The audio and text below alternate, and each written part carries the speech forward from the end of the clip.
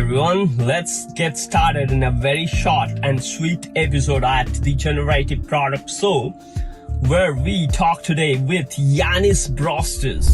Yanis is a leader at UiPath, which is a robotic process automation agentic AI orchestration company. Yanis leads 30 to 40 people there in the product marketing organization, where he leads go-to-market strategy, product marketing, product launch, etc. And apart from that, Yanis teaches entrepreneurship and building lean startups at New York University. He has been a founder, CEO and CTO. He has led startups to exits. Plus, he coaches and angel invests in B2B AI startups. In today's episode, Yanis tells his point of view on how do you scale AI ML startups? How do you raise funding? Where do you raise funding? Is it New York, San Francisco, or any part of the world? Is it important? The part of the world you're raising funding from or you're building a startup from? How do you position your first product? Is it on a niche area or you just increase your TAM at the same time? So a lot of interesting question in this very short episode of the Generative Product Show to Yanis shows the foundation of a product leader's point of view on building lean startups. So don't miss this exciting short and sweet episode of the Generative Product Show. Where is AI trending towards? This is an overnight trend that was 40 years in the making. AI is not new, but technologically we matured to a point that in the last couple of years it really became democratized. How are you marketing the product? What do you think like marketing a agentic AI product, which is a little bit technical? AI is so massive, it's such a big market that there are gonna be different angles on how you approach it. Like when you do a product marketing, who are your target customers and how do you focus your marketing around those? We have our own offering and capabilities in that direction. The way we are seeing it from our perspective is when you're able to orchestrate those agents into existing workflows. Somehow do you scale the personalization or RPA system across diverse context? There is not a single answer. There are three elements that play into it. A deterministic part of the process, there is a non-deterministic part of the process, and there is the human in the loop factor. So how do you think a person will achieve a product market fit in this mushrooming AI world? How do they differentiate themselves? Should they concentrate on one vertical where they are themselves good at, or they have a good ecosystem? I think the recipe for success for all startups is always find a very specific as possible, of a problem to solve for a very well-defined persona or type of user and buyer that you can actually solve that problem for. Let's go to the startup space. So you have SF, San Francisco, which is the hotcake of all startups, because there is the opportunity where people can learn from each other, meet each other in the daily life, versus New York, which is also definitely a hotbed for startups. Which is your favorite holiday destination, not a startup destination? Hello Yanis, how are you? Happy Friday. Happy Friday, and thank you for having me. All great. Looking forward to the weekend. Awesome. It's a sunny day here in Seattle, obviously. How is the weather in New York? You're in New It's good. It is sunny. It is still the last days of summer, I think. Okay, cool. Yeah, we've been planning this podcast for quite a while. Thanks for taking time, back to New York. So all set, hopefully. Let's start with your introduction, like what you have been doing, how been your journey into AI evolution. Everything is hot in AI right now. In the last 2 years have been hot, like awesome, hot, good for us, good for everyone involved with AI. But what has been your role there, and what do you feel is the future of AI, both with respect to agentic AI, what you do in UiPath versus in general? Like, what do you think?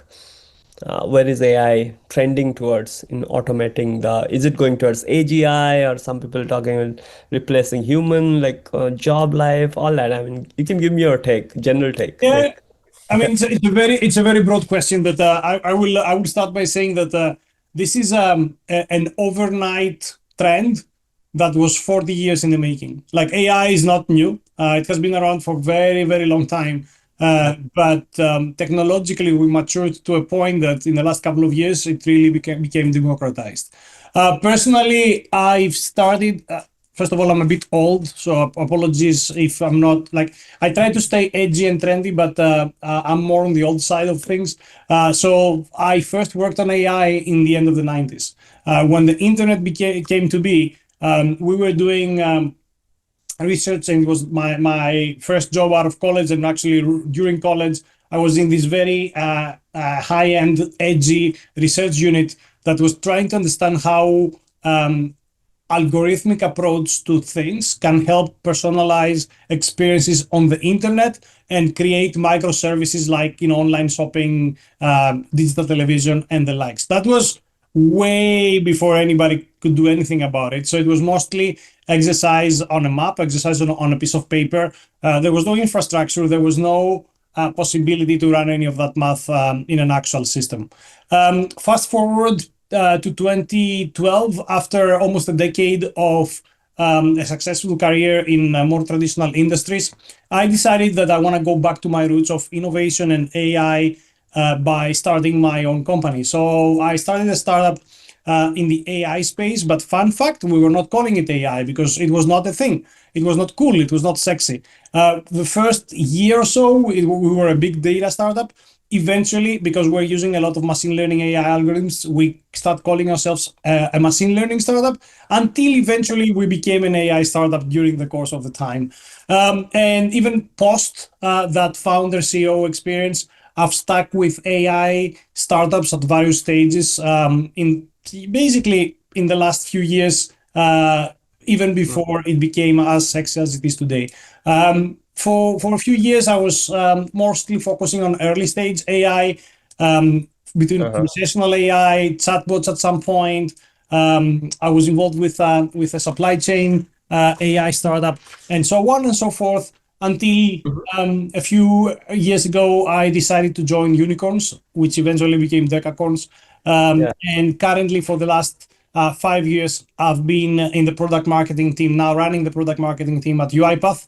For the people who don't know, UiPath is started as the leader of RPA, robotic process automation, eventually became an intelligent automation platform, and Agentic AI is where it's evolving. Like in the last year and a half, we've been investing heavily in agents and on agentic orchestration, which is basically the layer of optimizing a process for the modern enterprise. To answer the last part of your question, AI is a river that cannot be stopped. I cannot tell you how big of a river. That's something that we will define. That will be defined by customers and consumers in the next few years. But the reality is that it's one of those technological revolutions that are going to reshape the way that we live and the way that we do business. But this is a topic that is very close to my heart, and I'm very passionate. So I'm going to stop here because otherwise I will talk for 2 hours. Yeah, no, no, you're absolutely spot on. AI is like unstoppable river, right? And nobody can stop it. So, what do you think UiPath as an agentic AI company? Like you started as a RPA, like how are you marketing the product? Say you started as a product manager, you've been a CEO yourself, and you're now in product marketing, leading 20, 30 people there, obviously.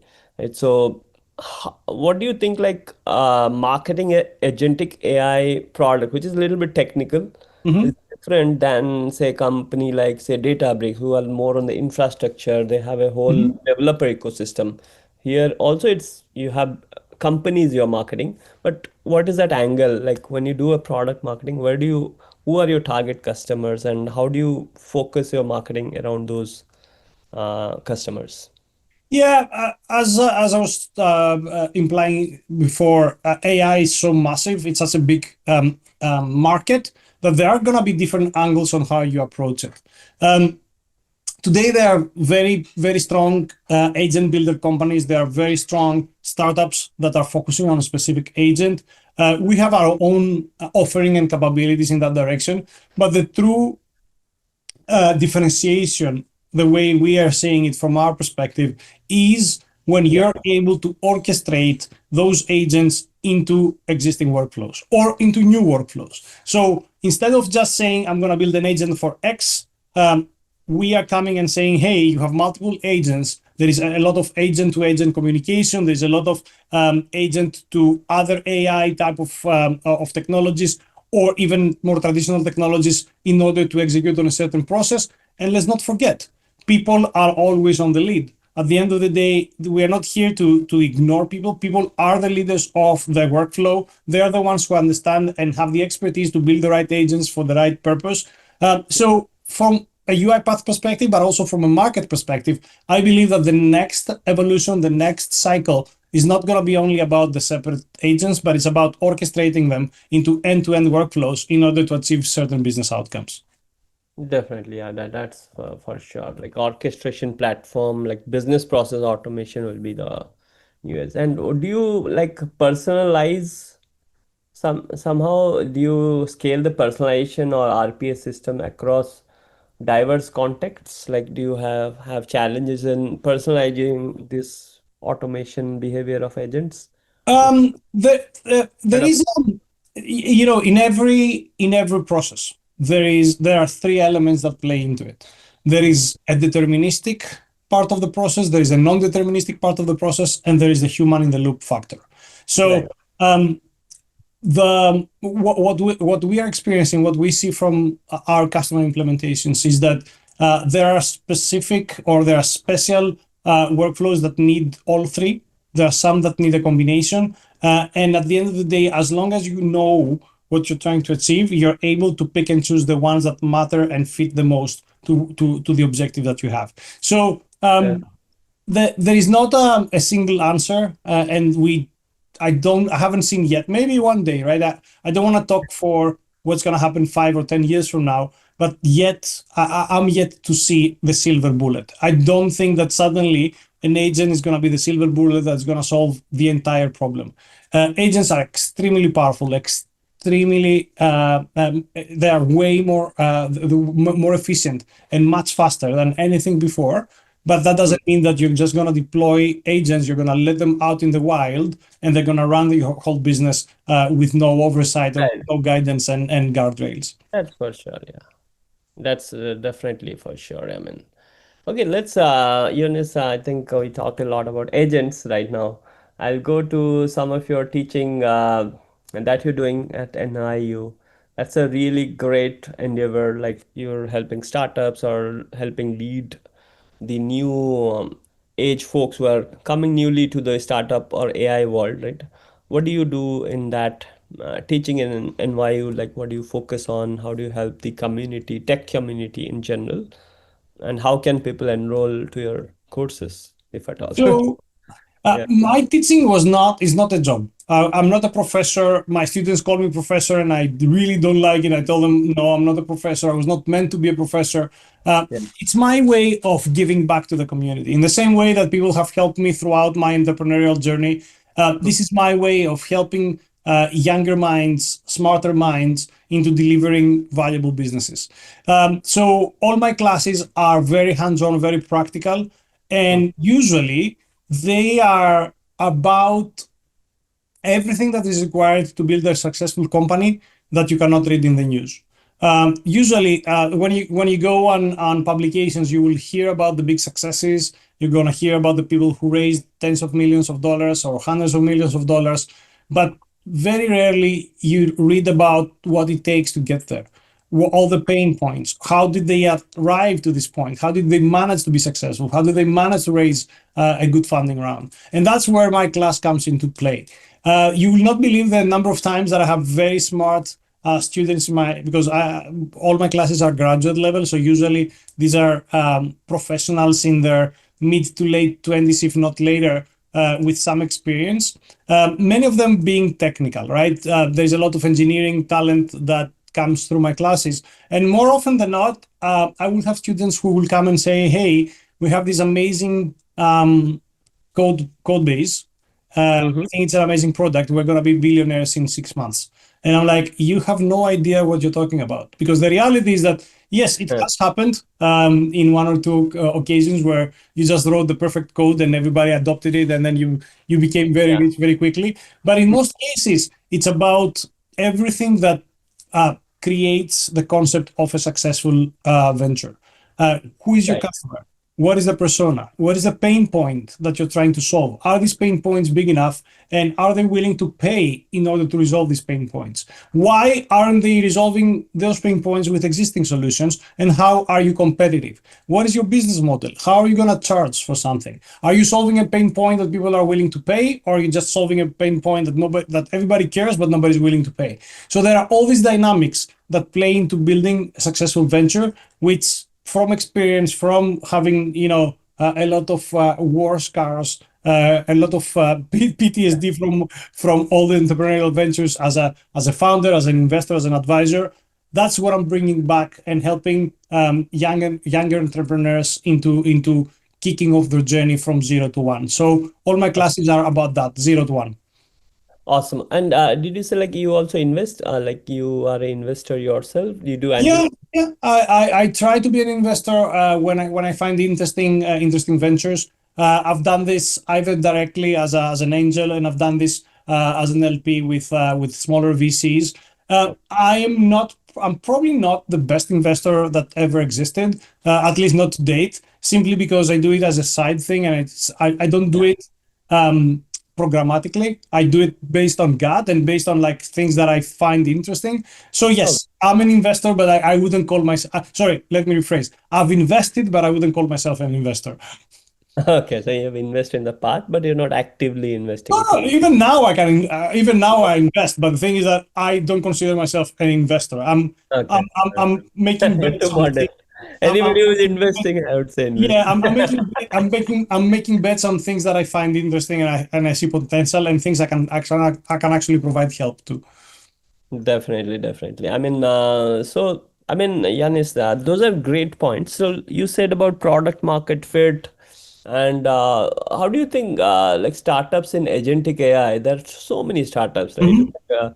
You guys like UiPath obviously have gone to Series C, D, E. I don't remember which whatever. Like you are in higher up in the numbers. You're not a startup anymore, I would No, say. we're not. You're not a you're a matured startup, we can say, right? Not even that. I think we are. You're in late I stage. mean, first of all, we are public, which means that we have to Oh, you're report. public? Oh, I Yeah, we didn't. are public. Yeah, Okay. I since didn't. we were one of the largest IPO in history back in 21, which means that we have a very different approach to things. But even the way we operate, we are in between a startup and a big tech, and there are startup-y things and there are big tech things in the company. But yeah, I think I joined the startup when I joined UiPath or like a large startup. But then Uh, by now, in these 5 years I've been at UiPath, I don't. I would love us to be a startup, but I don't think we are a startup no, anymore. no, no, obviously, if you're public, I sorry, I didn't follow that. I thought you were in the late series C, D, E or something. Awesome. So you're public. So how do you think like say there's so many the mushrooming startups, right? In Mhm. agentic AI, every day there is a new startup. Say Perplexity, yesterday they started something on business automation right in their Comet browser or somebody Mhm. like except the big companies, every small companies they're trying to get a piece out of this agentic AI cake by doing some sort of automation. It can be verticalized automation, say only on legal or only on education, only on marketing, or it can be a wholesome user flow automation, like what Perplexity is doing, like any user can automate the daily usage tasks. So, how do you think a person will achieve a product market fit in this mushrooming AI world? How do they differentiate themselves? Should they concentrate on one vertical where they are themselves good at, or they have a good ecosystem, or they know few people there, or they have the domain plus community around that, or they should like go all in, like do everything at the same time for the common man of automation, automating Um, tasks. I think the recipe for success for all startups is always find a very specific as possible, of a problem to solve for a very well defined persona or type of user and buyer that Yeah. you can actually solve that problem for. Typically, the smaller you are, the deeper you can go, and it's easier for you to go and identify this problem because you don't need massive numbers of revenue or massive numbers of ROI in the very beginning. So finding that niche, your niche to grow, that is the best first step based on experience, my experience and general experience. Right. Right. The challenge with that is sometimes you find a niche, but that niche is not ready, it's not mature, that niche is not willing to pay. Yeah. Or very often you have one niche, but then there are no neighboring niches. Because once you Yeah. become very good in a specific vertical, in a specific detailed niche, you need to Yeah. be able to go to something which is next to it and next to it and next to it. And this way you scale, you grow, and Yeah. you reproduce your value and your success into multiple different segmentable addressable markets. So that's where I would say an early startup should start to get to find the part of the cake that they have the right to win. I'm Right. not personally, I'm not a big believer on horizontal startups unless you Hmm. have something very fundamental that you are providing. So if you are Right. an AI or Anthropic or any of those like horizontal players, they provided something phenomenal, which was the foundational models for different audiences, developer included, to be able to build upon them, right? So unless you are of that caliber, unless you have something so fundamentally and foundationally innovative, I am not a big believer in horizontal simply because um, it's very hard for you to find product market fit when you can do everything.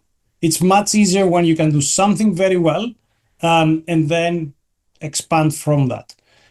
I So agree. one last caveat to that is that I say that, and UiPath actually did it horizontally. Like UiPath was an amazing toolkit when it started for running RPA. So yes, it can be the case if something becomes a very of very high demand, call it Yeah. RPA automation, agentic AI, and so on, and Hmm. you have the best product in the market, then yes, there is opportunities for you to become the leader of that market or a very huge player in that market. But generally speaking, for 99% of cases, usually you should focus on a very specific problem with a very specific persona.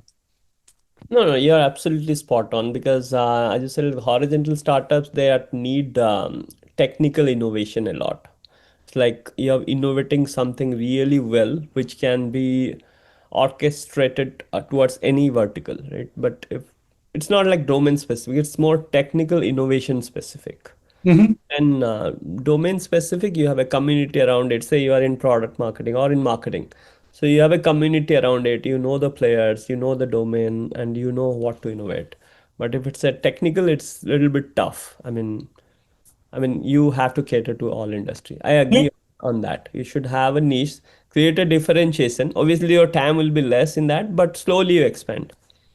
You have to prove in one area and expand, right? So that's what. So do you have in your investments that you do you have certain interests like, okay, no, I'll only invest in AI startups or uh, data startups because you are from that background, or you know people in some background, or like what is that in your mind, or you see a talented guy, okay, no, this guy can do anything, like what do you Um, see when you try to find Yeah, I think I mentioned something along those lines earlier. I want to be able to support. I want to be able to help, right? So usually that happens with B2B AI SaaS companies. So most of my moves have been in that direction, but generally, I love talent, I love individuals.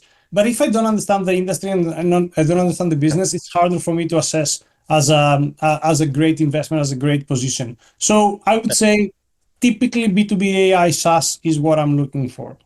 Awesome, awesome. Yeah, that's the hot cake. And do you think, look, let's go to the startup space. So you have SF, San Francisco, which is the hot cake of all startups right now, right? It's everybody trying to go there because there is the opportunity where people can learn from each other, meet each other in their daily life, versus New York, which is also definitely a hotbed for startups. Mhm. But have you lived first of all in what do you see the difference like between these two places as an So ecosystem? Startup. I'll tell you a very quick story on that because I moved to New York in 2012, and the startup ecosystem in New York at that time was almost non-existent. So I've lived and I've seen the evolution of a very small targeted ecosystem, usually around finance, startup ecosystem, usually around finance, becoming one of the largest ecosystems in the world, right, over the course of the last 13 years. Um, I would say that still Silicon Valley is San Francisco is the heart of the global ecosystem. Um, the core big innovations happen there. The funding that you can get in San Francisco is non-comparable to anywhere else in the world. So San Francisco is still leading. What has changed, I think, over the course of the last decade is that it's not only San Francisco any longer, right? There are satellite ecosystems in the US, in Europe, in Asia that are slowly but surely growing to basically claim their own place in the on the map. For New York in particular, I would actually argue that today doesn't even make sense. Like 10 years ago, if you were starting a tech startup, probably the advice you would get is you have to move to San Francisco. Today, I don't even think this is necessary. And there are hidden values and hidden benefits. I was actually talking to a founder last week. They have a global business. They are very active in Europe. And one of their pain points is that the time zone in San Francisco is killing them. It's so late that basically they cannot really manage their customers over in Europe. So, yeah, if you have a global business, actually it may make sense to be based in New York as an American company. Hence, Yeah. say Okay. today we live in a world where there are equal, like the Austin ecosystem is very, very interesting. There are like the Miami ecosystem sometimes produces some great value.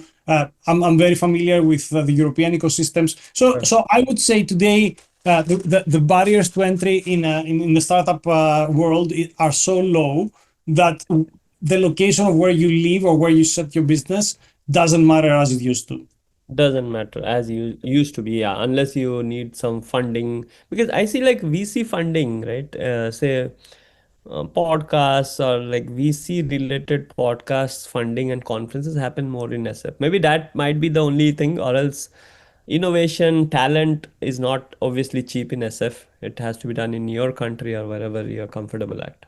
I It, don't it depends on the area you are because I will argue that know. lifestyle tech is more active in New York. When you go to core technology and core innovation, you're absolutely right. Right, right, yeah. Definitely. You'll get more revenues in your small companies investing lifestyle. Correct, Domain. correct, You correct. only invest on tech. Okay, I think Yanis, we have spoken quite a lot. I'll go to one last section, which is my favorite, where I ask some rapid fire question from your personal life, professional life. Very short, one sweet word or something you can answer in very short manner. Okay, can we go there?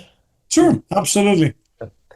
So, which is your favorite holiday destination? Not a startup destination, nothing professional. I think this is a very easy answer for me. It is certainly Greece, my home country. As a Greek, I'll tell you that I've traveled the world and I've gone to some of the best, or if not all of the best, destinations in the world, and I love them. I love traveling, but going back to a Greek island is something that I can not replace with anything over the summer. And in US, anything in US? I love the mountains. I'm a big skier and I'm a big mountain biker. So give me some of the wild mountains in the US. For anything around Salt Lake City, anything in Colorado. I love it. Utah and Colorado. Okay, awesome. Yeah, these are near Seattle. Here also it's good mountain in Seattle, by the way. Absolutely, Seattle has some great places around it. I know. I'm scheduled to go to Bellingham soon. Oh, awesome. Then we can meet up. And okay, so that's the question, holiday spot. So, which is your favorite product that you have used, except a technical product? Give me a product from your daily life, and why do you find it useful? Um, I Maybe. love cars. Uh, And in the last couple of years, I bought a Jeep Wrangler. which Oh, is open roof. And I enjoy driving my car after a tough day, opening the roof and just browsing through the beautiful Northeast. That's probably the okay. thing that I've enjoyed recently the most. Because it's high in the wheel and you can. Exactly, exactly. Like, kind of like a midlife crisis type of Jeep. Exactly. Like it makes me feel young again. Oh my God, no, it goes to mountains. Also, right? Exactly. Awesome, awesome. And okay, so let's go to your personal life, right? Who's your like first? No, don't tell me crush, but what have you given to your first crush, or maybe your wife, or maybe a girlfriend, like as a proper gift, and what impressed?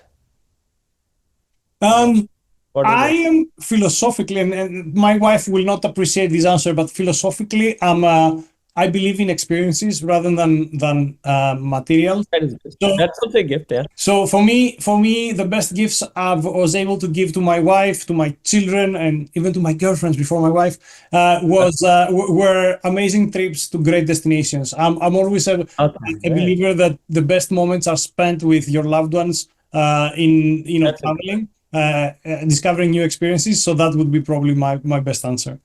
That's a great answer, yeah, because experience, destination, travel, right?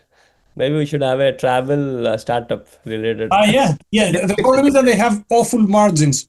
Travel startups have very bad margins. That's the only problem with them. Competitive, right? It's Yeah, everywhere. very competitive, very low margins. I would not invest my money in travel startups. Sorry for the travel entrepreneurs who are listening. Yeah, bad news for them. But yeah, margin is in travel, food. These are like, yeah, very low. Obviously, yeah. So let's go to one last one. In terms of technical AI product, uh, which is your best among AI products like say ChatGPT A1 to okay Perplexity. These are chat products I'm talking. Anthropic products like Cloud or any other. Fourth can be anything. No, not all of these three. Some other Gemini. Yeah, Yeah. I don't think we need to choose. They are all equally good for different purposes, and to be honest, they're equally good, um, even if it's for the same purpose. They're so like we are this innovation early days. Hmm. We are really like in the very very early days of the life of AI. Correct. So yes, obviously I have my preferences on what I'm gonna use it for which case. Um, but I wouldn't want anyone to commit to any of them just yet. Let it like Yeah. it's almost as if you're asking me, and Yeah. you're significantly younger than me, I guess. But back No. in the day of the internet, and I always draw these parallels, there was the same debate on which one is the best web browser, not web browser, sorry, search engine. Which was the best search engine?